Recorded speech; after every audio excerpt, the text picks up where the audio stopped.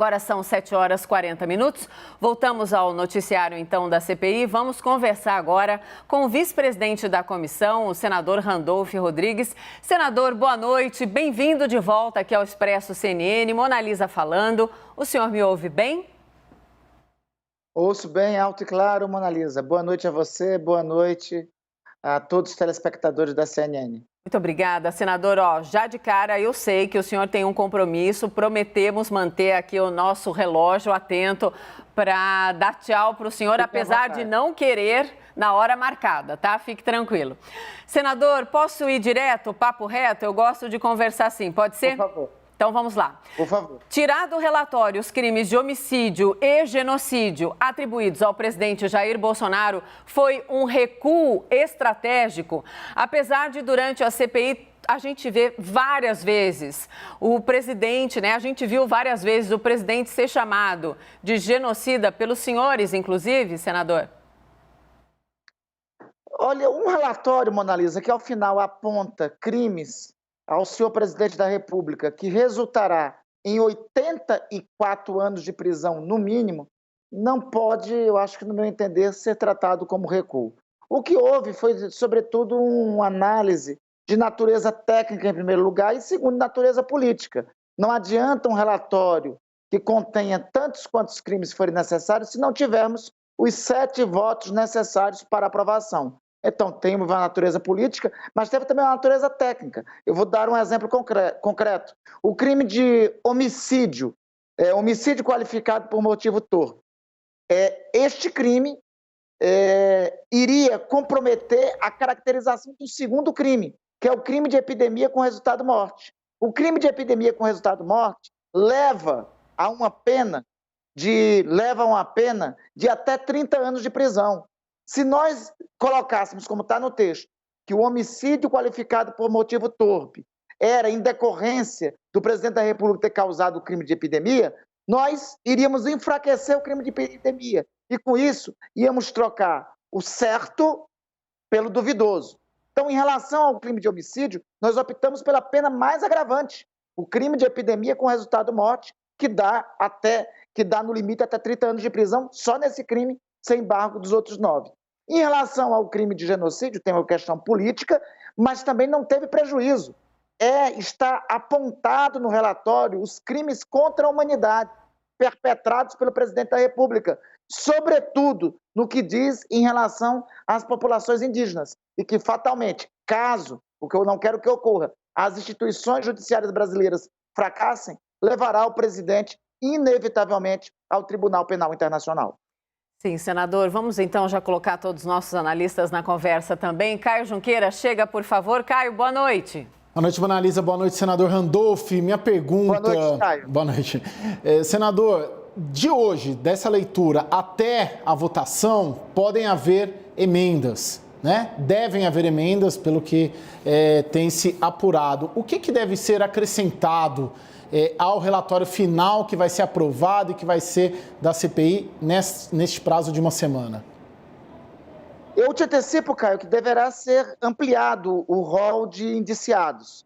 Ainda mais cedo, nós tivemos um encontro com o senador Renan Calheiros, com a presença também do senador Alessandro Vieira, com a presença do senador Tasso, senador Humberto Costa, e debatemos que pelo menos tem outros 7 nomes que devem ser inclusos no rol de investigados, que por um lapso ou por algum erro técnico acabaram não sendo inclusos. É o caso, por exemplo, do reverendo Hamilton, que não estava no relatório inicial, que deve ser incluso agora no relatório. É o caso da senhora Regina Célia, que foi a fiscal do contrato da Covaxin e Precisa.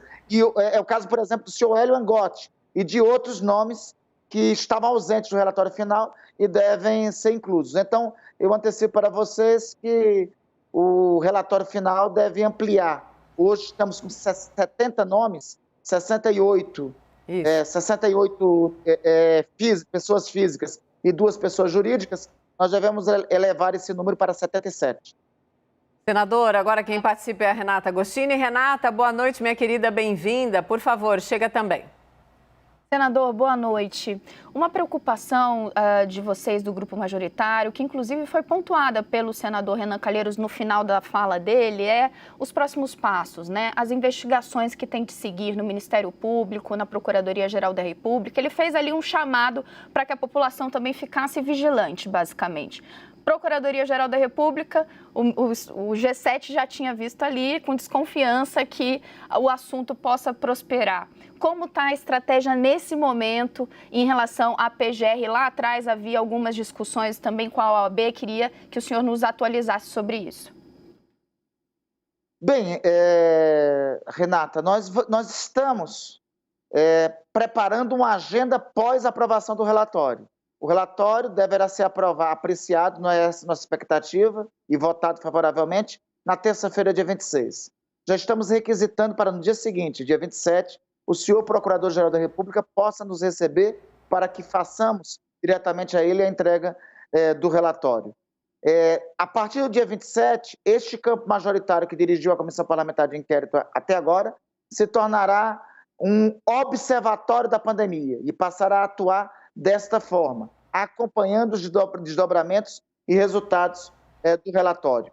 Após o dia 27, a entrega ao Procurador-Geral da República, a nossa intenção é, na semana seguinte, também fazermos a entrega do relatório ao senhor presidente da Câmara dos Deputados. E na semana posterior, fazer a entrega do relatório à Força-Tarefa do Ministério Público Paulista e às comissões parlamentares de inquérito que lá estão investigando o caso Prevent na Câmara Municipal Paulista e na Assembleia Legislativa.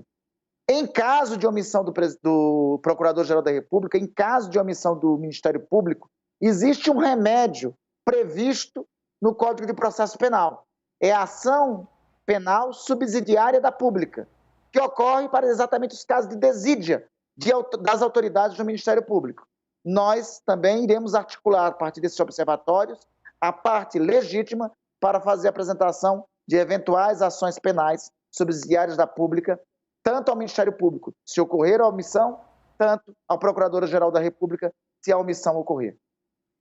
Senador, nosso time completo, claro, está na entrevista. Leandro Rezende, direto do Rio de Janeiro. Leandro, boa noite, bem-vindo. Chega com a sua pergunta também, Leandro. Obrigado, Mona Lisa. Senador, obrigado por mais uma vez estar conversando com a gente. O senhor já falou que alguns nomes vão ser incluídos nessa lista de indiciados. Queria saber se o nome do governador Wilson Lima, do Amazonas, também vai entrar nessa lista. Foi feito um pedido hoje pelo senador Eduardo Braga, que lembrou de como a CPI acompanhou o tema da crise do oxigênio no Amazonas. Queria saber se o nome do governador também vai aparecer nessa lista. O senhor falou em 7 nomes, né? O senhor pode trazer todos os nomes aqui para a gente, esses nomes que vão ser incluídos no relatório, senador. Leandro, assim, não tenho aqui os 7 nomes, mas antecipo pelo menos 3 deles. O reverendo Hamilton, que prestou depoimento à Comissão Parlamentar de Inquérito e que estava diretamente envolvido no caso da VAT. A senhora Regina Célia, que era uma dos fiscais do contrato da Precisa Covaxin. O senhor Hélio Angotti, que era que era diretor de tecnologia do Ministério da Saúde. Um auxiliar direto também do general Braga Neto, que trabalhou junto com ele na coordenação do enfrentamento à pandemia. Tem outros 3 nomes que eu não me recordo agora e vou ficar devendo, mas fornecerei ainda esta noite aí para a equipe da CNN com maior satisfação. Mas esses nomes confirmados, ao todo são 7, para ampliação do número de indiciados no relatório. Em relação ao governador Wilson Lima, Leandro, essa é uma situação que está sob avaliação do senhor relator. Mas eu quero antecipar e também tranquilizar a todos, porque, veja, o governador do estado do Amazonas, tanto ele quanto o seu secretário de Estado da Saúde, eles já são réus em um processo, no mesmo processo, sobre a mesma investigação no Superior Tribunal de Justiça. Então, ficaria a CPI pedindo o indiciamento, era quase que redundante, e era quase o seguinte: pedir uma pena a menor para alguém que já é réu. Pedir o indiciamento é uma condição inferior a ser réu. Como os dois já são réus no âmbito do Superior Tribunal de Justiça, enfim, houve uma avaliação do relator que se tornaria redundante reiterar este termo. Ô, senador, eu vou fazer uma última pergunta muito rapidinho. Eu sei que o nosso tempo está acabando. Hoje, no final ali da sessão... Obrigada, senador. Claro, vou fazer essa gordurinha aí no tempo, mas sempre contando com a sua presença aqui.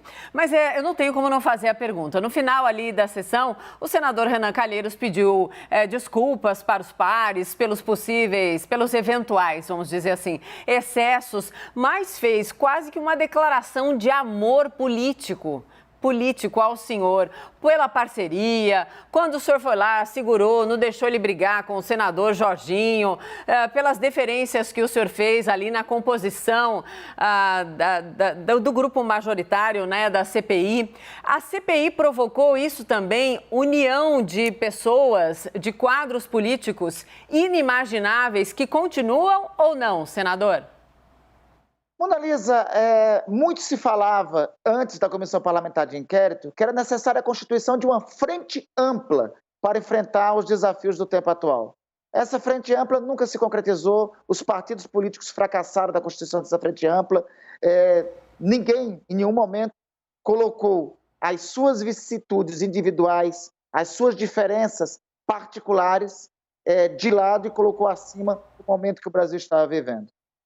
O que nós constituímos na Comissão Parlamentar de Inquérito, esse campo majoritário que dirigiu a CPI até agora, foi o retrato concreto da possibilidade de constituição de uma frente ampla. Frentes amplas sempre são necessárias em momentos dramáticos da história mundial. Eu acho que este é o papel para a história e é o legado para a história que a unidade que foi construída possibilitou.